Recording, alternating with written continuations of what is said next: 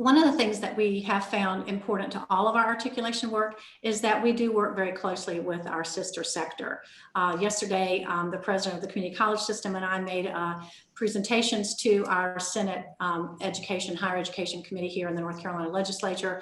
And a part of what we both talked about was the importance for students in our state and for our increase in educational attainment. We have a goal of that, as most states do, that this is a critical part of helping increase that educational attainment, making sure that the students who do transfer are successful and receive that degree. And so we work closely, and I think that's key, just as I think it's key for presidents of our institutions to be committed.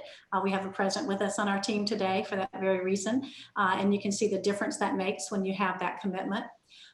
In terms of working and figuring out how we wanted to do, for those of you who had planning grants, how to figure out which types of majors on which we would focus.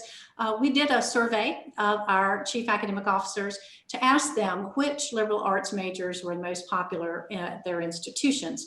We had actually already done discipline-specific agreements in music, theater, and fine arts, as well as an RN to BSN. So that's how we determined what was the most important for us to pursue for their use at our institutional levels, and we're pleased that they came back with those two recommendations. We had pulled together originally all of our teams in one large meeting. Thank goodness we were able to do that pre-COVID, but everything else that we had planned to be in person, of course, has had to be virtual instead. And what we found, though, to our great delight and surprise a bit, is that our Zoom meetings actually worked very well with our teams. We felt that people were very comfortable with that. We had planned to have a large meeting in September to hammer out the final components of our discipline-specific agreements in psychology and sociology. When we had to cancel that, we instead met with the teams individually. So Steve Brooks, our project director, who's also in this meeting, and I met with each of our individual project teams, one of our NCICU campuses and a community college. And we went over the agreements. And so each way, along the way, at each group meeting, we might have a word or two change. But fortunately, the initial work that we had done on the agreement was such that the major components stayed in place.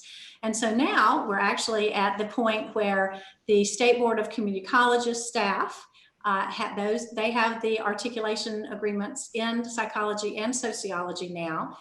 They're reviewing those, and we will send back out any changes to our teams. But I do think that grassroots effort of having the faculty involved in helping develop those is absolutely key. It also has caused our faculty to work more closely together.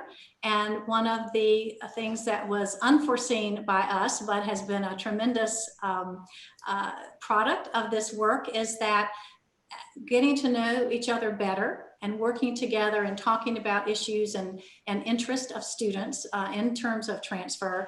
Many of our colleges have added individual additional bilateral agreements as a result of this work together. So one of the great strengths of this is to increase that trust, that understanding, that friendship and colleagueship that is so important to helping pursue these options. As I mentioned, I think that the presidents are the most critical in terms of the leadership role, but certainly our chief academic officers are as well. And we have both the chief academic officers and faculty involved in our actual projects. And I would recommend that to anyone who might be considering that. In terms of the comprehensive agreement, I would say that if you don't have that, again, you might want to think about pursuing that. It has made everything else from which we have drawn in terms of courses for these agreements work much more smoothly, but it certainly can be done without it. And especially if you're dealing with more than one state, I know that can get a little challenging. Lonnie asked us to talk about the thing that we wish that we had known when we started, right? That we didn't know then. That's a question many of us would ask ourselves about a lot of things. And obviously the first thing that comes to mind is that we certainly wish we had known about COVID, right? that has made things so much more complicated. But the other piece that is possibly I think, of use potentially to you. And that is that I wish we had known in the beginning just how limited the access to community college faculty would be in the summer. So it took us a little longer as we were starting in the spring and trying to pull our teams together initially to be able to do that, because our community varies in every state, of course, as does most everything. But our community college faculty are 9-month faculty, and they are not in easily accessible in the summer. And so as we were getting started, that threw us a little bit, but we were able to pick that right up. And actually the faculty were very responsive, even though technically they weren't working. And so it worked out fine, but those are the kinds of things that might be a little more unforeseen in some circumstances and can make a difference in depending on when you start your project. So that's really, I guess, the only thing that I would say, other than to say that we have been thrilled to see how committed our faculty are to this.